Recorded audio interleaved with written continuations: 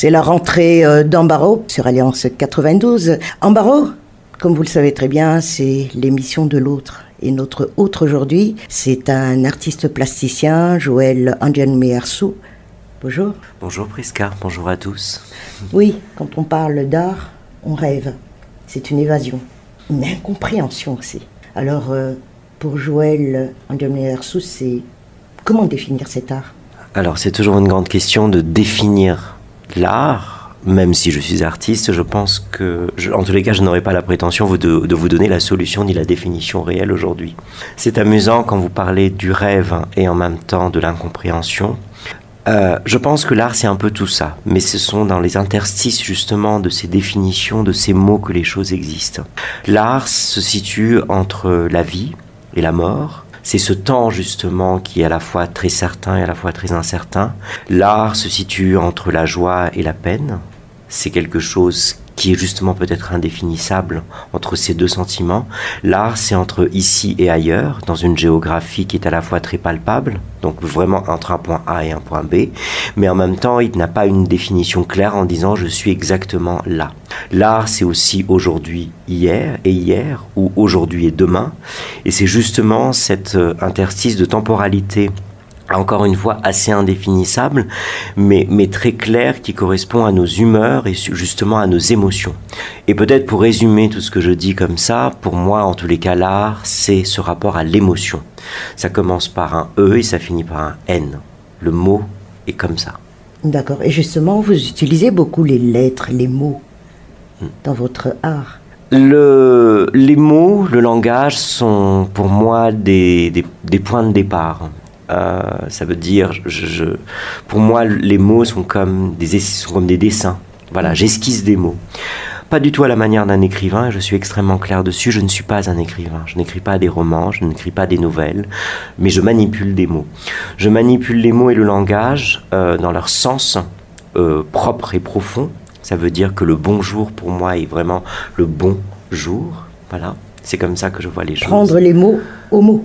Aux mots, et d'essayer justement d'épuiser leur sens, ou en tous les cas de trouver leur vrai sens ou leur vraie émotion.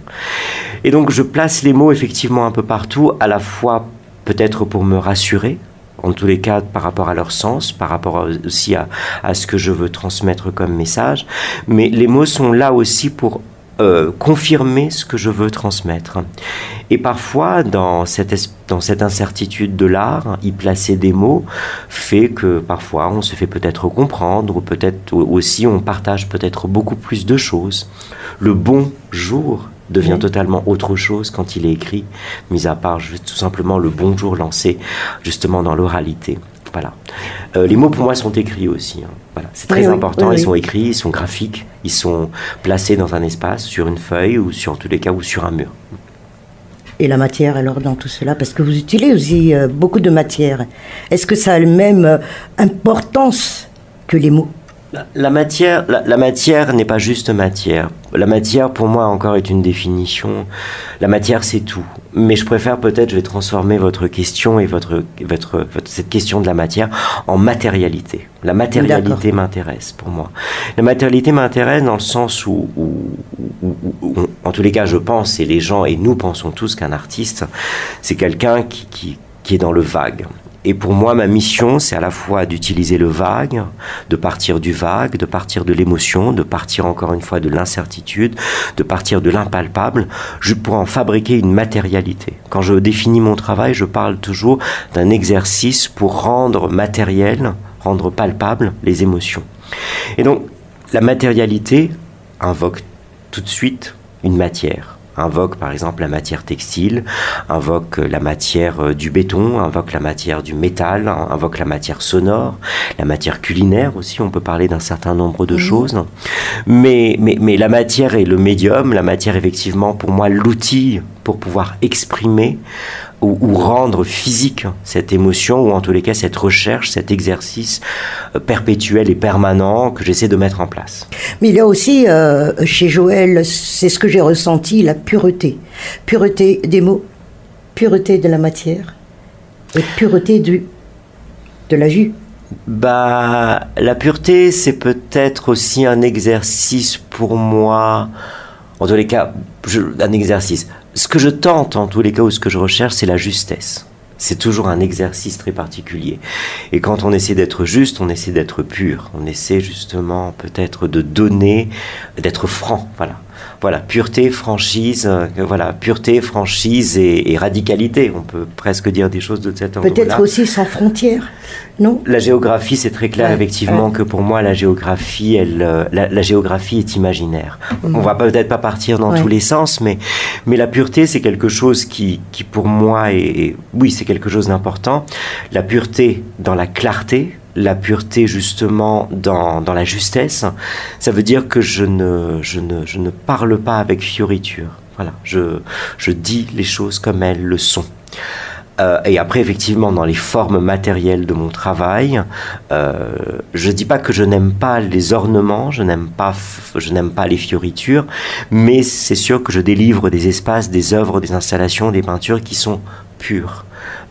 Qui sont là pour pouvoir justement provoquer une émotion. Par contre, même face à cette œuvre très simple et très pure, il y a toujours effectivement des choses un peu mystérieuses derrière. Il y a un message derrière, où il y a des choses à découvrir, avec le temps, avec l'observation, ou peut-être avec un peu plus de concentration aussi. D'où le noir et blanc. Voilà, vous avez tout compris. Le noir étant peut-être la mort, le blanc est peut-être la vie, le blanc est peut-être la virginité, le noir la perversité, mais c'est entre ces deux éléments que se situe peut-être le point de justesse ou le vrai message de l'histoire. Le blanc peut être la feuille, le noir peut être l'encre, le noir peut être le rideau, le blanc peut être le mur, mais c'est entre les interstices de ces éléments-là qui se passent des choses. C'est là où je travaille en tous les cas, c'est là où je provoque des choses, c'est là où je mène aussi ma recherche. Mais n'empêche, Joël, le nom de l'artiste aussi, et c'est que vous ne choisissez pas pour autant les milieux, l'espace pour faire valoir ce que vous faites. Si on vous suit sur les expositions ici et ailleurs, vous n'êtes pas obligé d'être enfermé dans les quatre murs. Vous donnez aussi de l'importance à l'air, non? Alors, c'est sûr qu'aujourd'hui, c'est une grande chance, hein, je l'assume parfaitement. C'est qu'aujourd'hui, j'ai la chance de pouvoir effectivement à un moment jouer sur produire des œuvres en extérieur ou produire une œuvre à l'intérieur d'un musée, sur une façade. Tout à fait, ouais. J'ai cette chance. C'est d'abord une chance. Là, pour le coup, on va pas se mentir. J'ai cette chance-là de par le temps, effectivement, et de par peut-être l'ensemble de travail que j'ai réalisé. Mais c'est très clair qu'aujourd'hui, je suis un militant d'une forme d'art qui n'est pas uniquement accroché sur un mur ou posé sur un socle. Ce qui est intéressant, c'est effectivement parfois d'être à côté du socle ou changer la dimension du socle. Peut-être que le socle va à l'extérieur. Au lieu d'accrocher uniquement au mur, c'est aussi intéressant d'accrocher sur une façade. Au lieu d'accrocher uniquement sur une façade, c'est peut-être intéressant de travailler aussi à l'échelle presque d'une ville.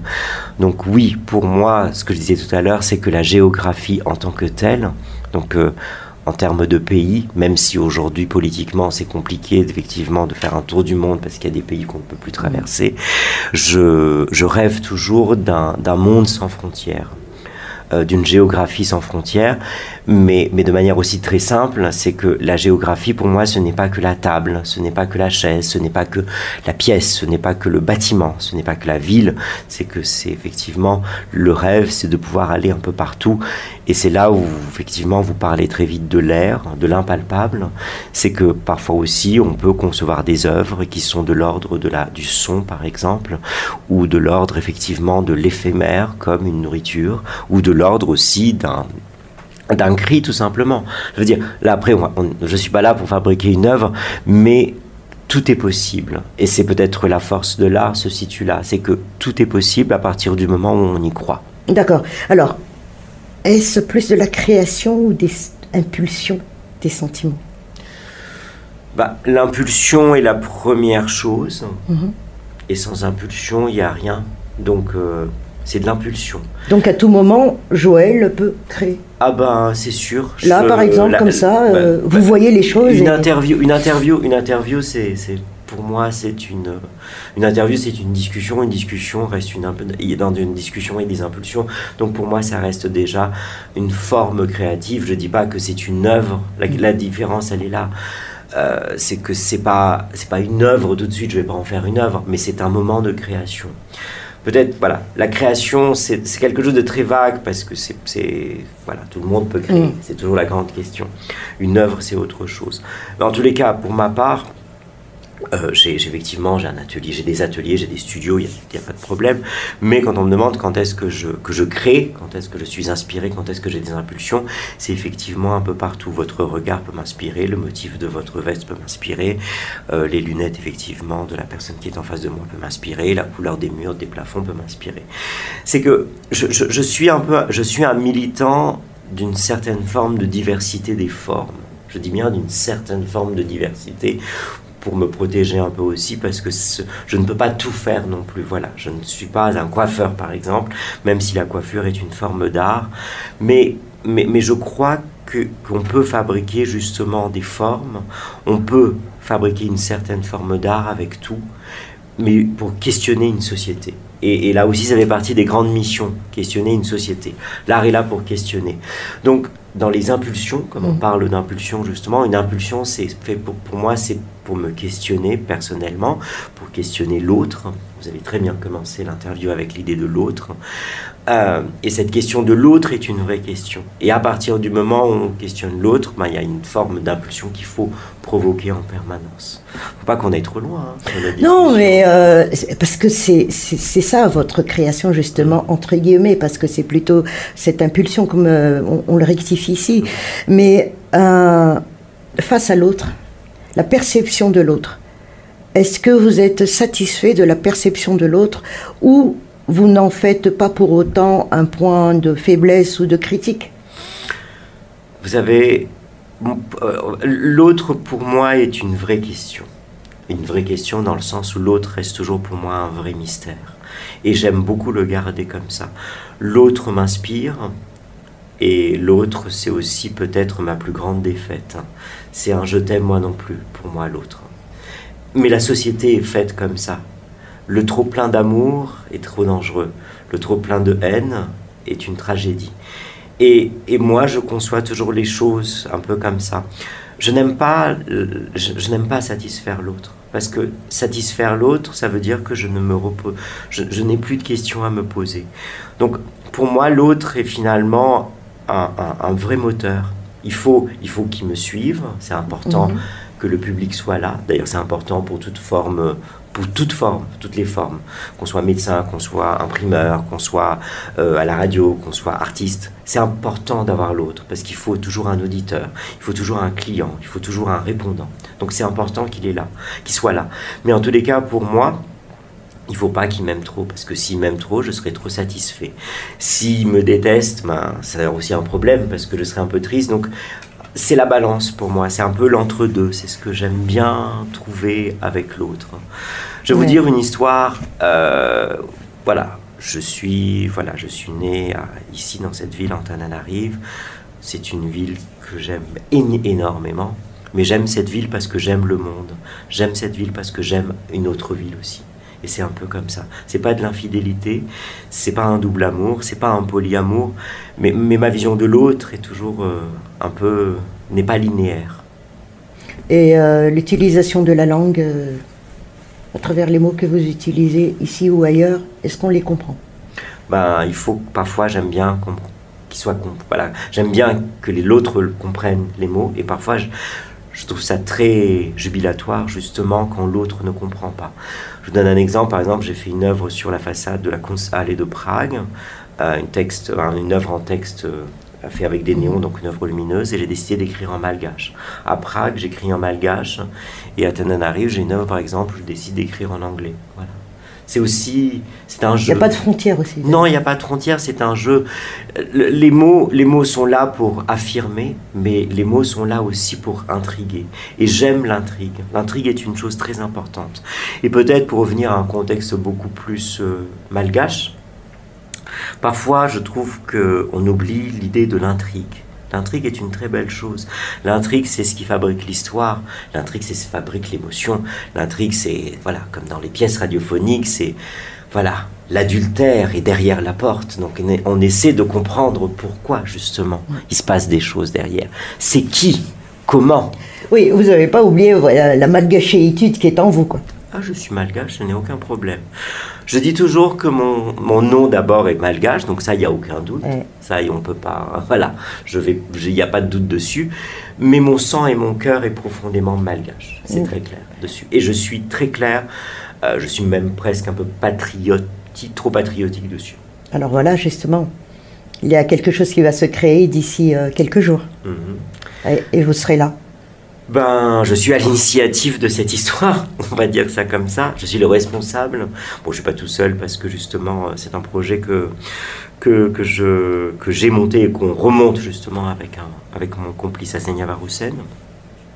C'est un projet qui a été monté il y a 4 ans, donc c'est à Count Contemporary, on va dire, qui est né il y a 4 ans. On a élevé cet enfant pendant 4 ans, donc c'était un nourrisson, c'est devenu un bébé, aujourd'hui c'est un petit adolescent, et à l'adolescence il est important de renouveler justement, de redéployer les choses, et donc exactement dans 15 jours, Count Contemporary va retrouver un nouveau souffle, avec un nouvel espace beaucoup plus grand, avec justement aussi, on va dire, des termes, des engagements beaucoup plus forts pour intensifier tout ce qu'on a voulu montrer dès le départ. Ça veut dire replacer l'art au cœur de la discussion. Count Contemporary est un centre d'art, un lieu dédié aux artistes, beaucoup plus plasticiens, pour qu'ils puissent s'exprimer. Ça veut dire qu'on passe à travers des expositions, toutes formes confondues, de la photographie à la peinture, aux installations. La plupart du temps jeunes. Voilà. Un tremplin. Voilà, exactement, un tremplin. Et aussi la plupart du temps malgache. Donc à Antananarive, à Kandbaouk. C'est un lieu qui est un lieu d'expérimentation, très important pour moi de rappeler ce terme. C'est un lieu d'expérimentation, un lieu de l'intrigue en quelque sorte. C'est pas du tout un lieu où on confirme en disant voilà des vrais artistes, c'est la réussite absolue. C'est un lieu justement où quelques artistes qui ont besoin d'être rassurés, ou des artistes qui ont envie d'expérimenter des choses plus grandes. C'est ça Count Contemporary. C'est un lieu où tout est possible. Et on peut les conseiller aussi ou les... On les conseille, on les accompagne. J'enlève totalement le terme soutenir, parce que bon, bien sûr, on les soutient, on les accompagne financièrement et tout ça, mais moi je hais ce terme de soutien. On ne dépend de personne, on accompagne des personnes. Surtout pour les artistes, pour les artistes aussi. Exactement, on les accompagne, on discute avec eux, nous créons des conversations, nous créons justement des histoires. Parfois des histoires amicales, parfois des histoires, je fais de la provocation bien sûr, des histoires d'amour, parfois des histoires justement intenses, ou justement intenses dans le sens où parfois il y a des désaccords dans les accords, mais c'est ça justement à Count Contemporary est là. C'est une portée musicale, c'est une palette de couleurs où on va recréer d'autres couleurs. C'est une portée musicale où on va créer justement d'autres sonorités qui sont des accords et des désaccords, qui ne sont pas uniquement de la mélodie, mais justement parfois des bruits, parfois des sons, et parfois justement des cris aussi dedans, et parfois des vrais chants. Tout simplement apporter de la culture dans la culture, non ? Quelque part. Apporter de la culture dans la culture, apporter une certaine forme, je dis bien une certaine forme de nouvelle culture dans la culture, et essayer justement de créer peut-être, c'est extrêmement prétentieux de dire ça. Moi, je n'utilise pas toujours le terme culture parce que la culture a besoin d'un certain nombre d'éléments, mais en tous les cas, dans notre domaine, d'essayer de créer une nouvelle recette, en tous les cas, pour la culture. Et replacer l'artiste dans la discussion. Justement, donner l'importance aussi, quand même. Voilà. Dans ce contexte malgache, où l'artiste est toujours peut-être un peu pas véreux, mais pas véreux, j'exagère, et peut-être toujours un peu genre un élément accessoire. Pas reconnu. Ouais, pas reconnu. À la limite, la reconnaissance, c'est encore une autre chose, mais en tous les cas, pour l'instant... Écrire, par exemple, sur une carte d'identité nationale, artiste, c'est compliqué. C'est compliqué, administrativement parlant, par exemple. Et ça fait partie, effectivement, ça fait partie des combats de Account, c'est de replacer l'artiste au cœur de la discussion pour qu'il puisse lui-même dire « je suis artiste, c'est mon métier ». Moi, c'est mon métier. Je ne sais pas faire autre chose, d'ailleurs. Mais que l'artiste affirme clairement qu'il est artiste. Artiste, pas Account. Ça existe, c'est possible, on peut le devenir, on peut le désirer, on peut en vivre. Ça, c'est le concours. J'allais y venir, justement. Voilà.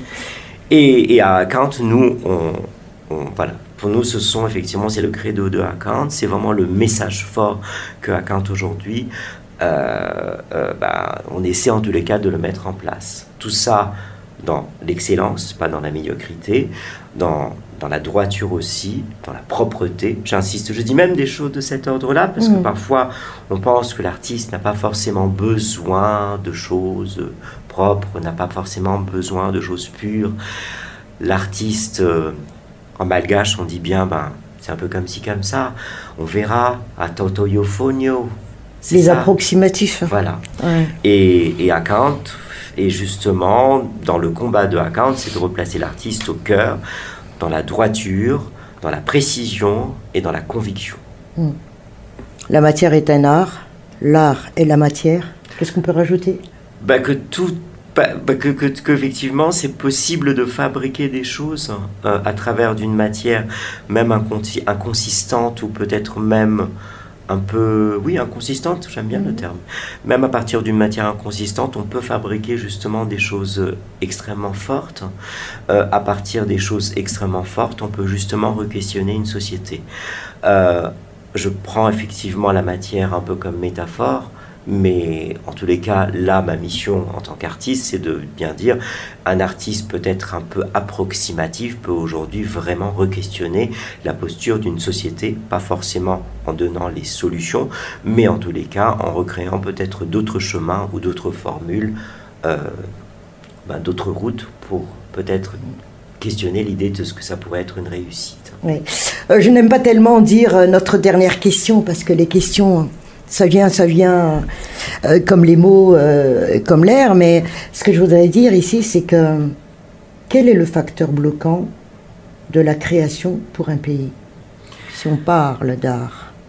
Alors c'est intéressant, c'est très amusant comment vous abordez la question, parce que vous n'idez pas de géographie, vous ne posez pas la question ici, mais en général. Ouais. Merci beaucoup, parce que... je pense que, en tous les cas, ici, vous êtes la première à me poser la question sous cette forme-là, en finissant la phrase sans y mettre une géographie, mais parler d'un art en général. Merci, je suis très content. Donc, pour moi, le facteur bloquant, c'est tout et c'est rien, dans le sens où c'est tout et c'est rien, c'est d'abord nous. Il faut que nous-mêmes, en tant que citoyens, je prends vraiment ce terme, on va dire très patriote, entre parenthèses un peu politique, il faut que nous, citoyens, d'abord, il faut que nous croyions que l'art est important, que l'artiste a sa place. C'est comme, en fait, un jardin, ou c'est comme peut-être un pot avec des fleurs dedans. Moi, j'ai pas du tout la main verte, moi j'ai la main noire, donc ça, c'est pas le problème. Mais malgré tout, voilà, je vois quand même quelques plantes. Une plante, il faut en prendre soin. Il faut parler, il faut y mettre de l'engrais, il faut l'arroser, il faut l'exposer au soleil. Et l'art et l'artiste, c'est un peu la même chose. C'est pas forcément quelqu'un qu'on accompagne tous les jours. C'est quelqu'un qu'il faut parfois écouter. C'est quelqu'un qu'il faut parfois accompagner. C'est quelqu'un qu'il faut caresser. Il faut en prendre soin. Et le facteur bloquant, c'est effectivement pour le développement de l'art ou d'un artiste, c'est qu'on n'en prend pas soin. L'attention est une chose importante. Et donc cette attention, il faut effectivement... il faut le remettre dans la formule du quotidien. Peut-être que l'attention devrait être un programme, l'attention devrait être obligatoire envers les artistes. Alors, comme vous ne m'avez pas posé la question avec une géographie, moi je vais la reposer sur une géographie effectivement qui est vraiment malgache. Moi, ça m'attriste toujours quand on dit que c'est la faute effectivement des dirigeants, parce que l'art, la culture ne fait pas partie des choses. Des priorités. Des priorités. Ah, mais non, mais l'artiste, c'est la faute effectivement d'un tel, c'est la faute de la colonisation. Oui, en quelque sorte. Mais pour moi, la vraie faute, en fait, c'est pas que eux. La vraie faute, c'est nous, d'abord. C'est nous, et c'est nous, vraiment, en tant que citoyens, c'est nous, Malagasy, d'abord. Il faut que nous-mêmes, on accepte qu'un artiste peut faire partie de l'abord de notre société, qu'on accepte de lui parler comme, en fait, un médecin quand on est malade. Il faut qu'on accepte de lui parler comme le vendeur au marché. On a besoin d'acheter de la nourriture, donc on lui parle pareil. Mais c'est pas juste un accessoire qui est soi-disant qu'on pose vaguement au côté d'un mur, sur un mur parce qu'il fait vaguement de la décoration. Non. Un artiste a sa place dans la société. Qu'on le comprenne ou qu'on le comprenne pas, c'est pas grave. Mais en tous les cas, il existe. Il est là. Il fait partie effectivement aussi des meubles, comme dans une maison. Et être un artiste, c'est effectivement aussi, si la question va se poser peut-être, ben oui, il y a une économie autour de ça aussi. Et c'est peut-être la vraie solution pour convaincre les autres et nous convaincre que c'est possible. Ou ailleurs aussi. Voilà. Et donc finalement, la responsabilité de l'artiste et de la culture, c'est notre responsabilité à tout. Du citoyen lambda aux dirigeants, du dirigeant jusqu'aux grands mécènes, des grands mécènes effectivement aux grands chercheurs, des grands chercheurs aux grands penseurs, du grand penseur à l'artiste. Et pour revenir justement vraiment à la source, la société, le citoyen lambda. Il faut que le citoyen lambda croit que l'artiste est important. Et nous, moi, en tous les cas, dans ma mission, moi, ce qui m'intéresse, et c'est peut-être pour ça que j'utilise des petits mots de temps en temps, et j'aime les mettre à l'extérieur, c'est que pour moi, c'est ma première clientèle. Je parle vraiment de clientèle. C'est ma première audience. Et que si je touche cette audience, c'est là où j'ai les larmes aux yeux. Je ne dis pas que, bien sûr, le grand musée, c'est important, mais quand je touche le cœur d'un adolescent de Tananarive qui a 15 ans et qui me dit « Ah, j'ai vu ta sculpture et ce mot me fait sens pour moi », là, il y a une certaine forme de réussite pour moi. C'était l'Ambaro de Joël Ndianmeyersou sur Alliance 92. L'art, c'est une identité universelle plutôt pour Alliance 92. Merci Joël. Merci Prisca, merci à tous.